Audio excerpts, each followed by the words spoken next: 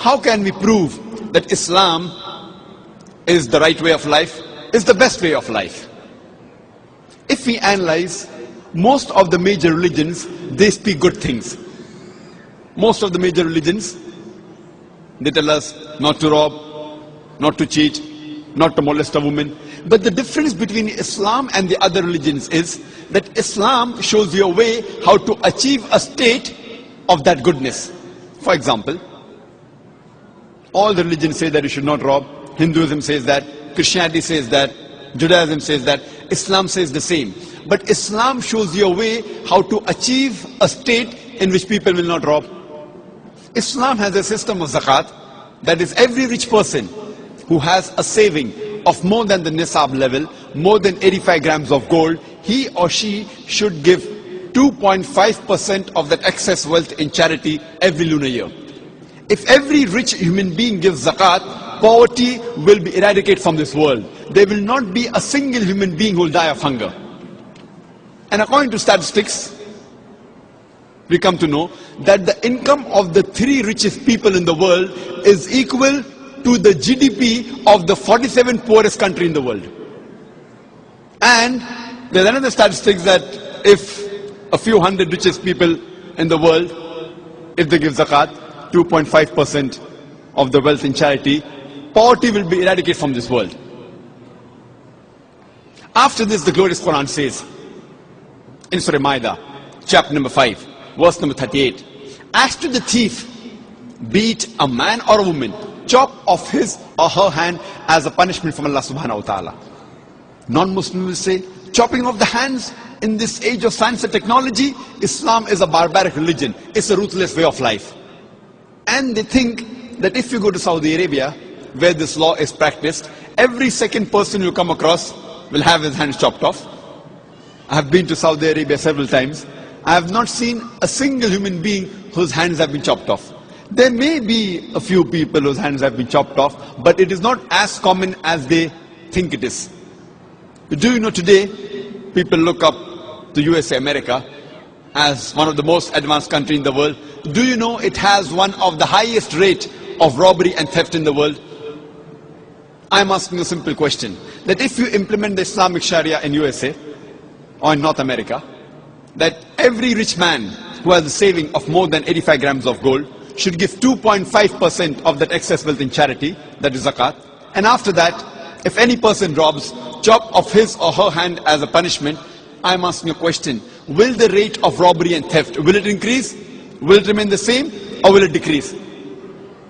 But naturally it will decrease. It's a practical law. You implement the Sharia and you get results. That's the reason the least rate of robbery and theft in the world in any country, it's in Saudi Arabia.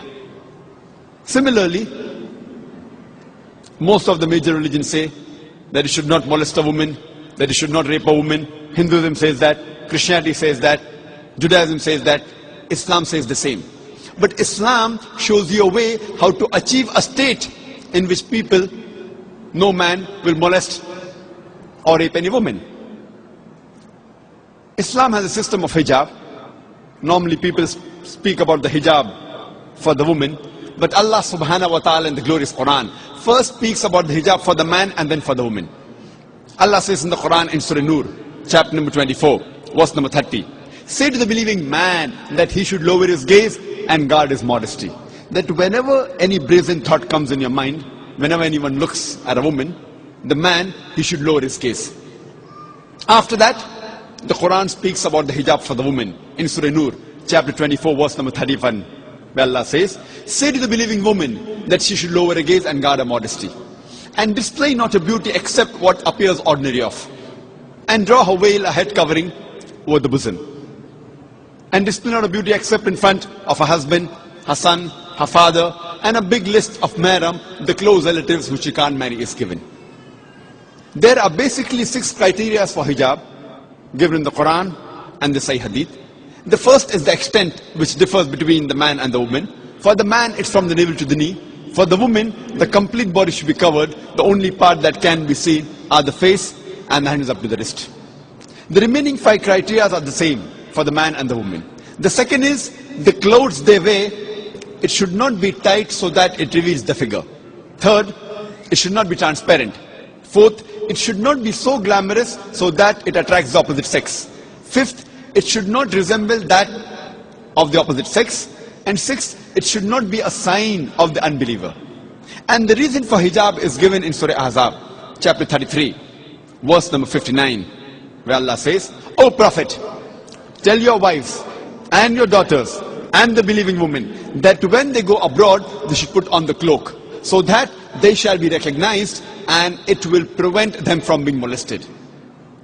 Quran says hijab has been prescribed for the women so that they shall be recognized and it will prevent them from being molested.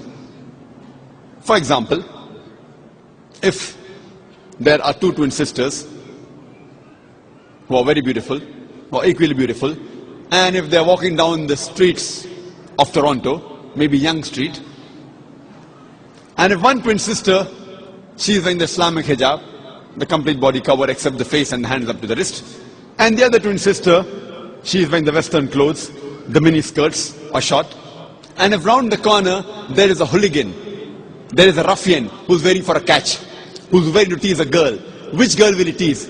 Will he tease the girl wearing the Islamic hijab, or will he tease the girl wearing the mini skirts or short?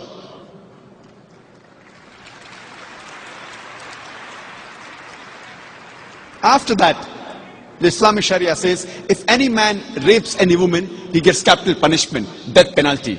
People say, death penalty? In this age of science and technology, Islam is a barbaric religion. It's a ruthless way of life. But when I ask this question to thousands of non-Muslims, that God forbid, if someone rapes your mother, rapes your sister, and if you are made the judge, and if the rapist is brought in front of you, what punishment will you give him? And all of them, 100% said, we will put him to death. Some went to the extent of saying, we will torture him to death. So why these double standards? Someone rapes your mother, your sister, you want to put him to death. Somebody rapes somebody else's mother or sister, you say death penalty is barbaric law. Do you know, according to statistics, USA, which happens to be one of the most advanced countries in the world, do you know it has one of the highest rates of rape in the world? According to the FBI statistics, in 1990 alone, on average, every day, 1,756 rapes took place every day in the year 1990. According to the US Department of Justice, in the year 1996, on average, every day, 2,713 cases of rape took place.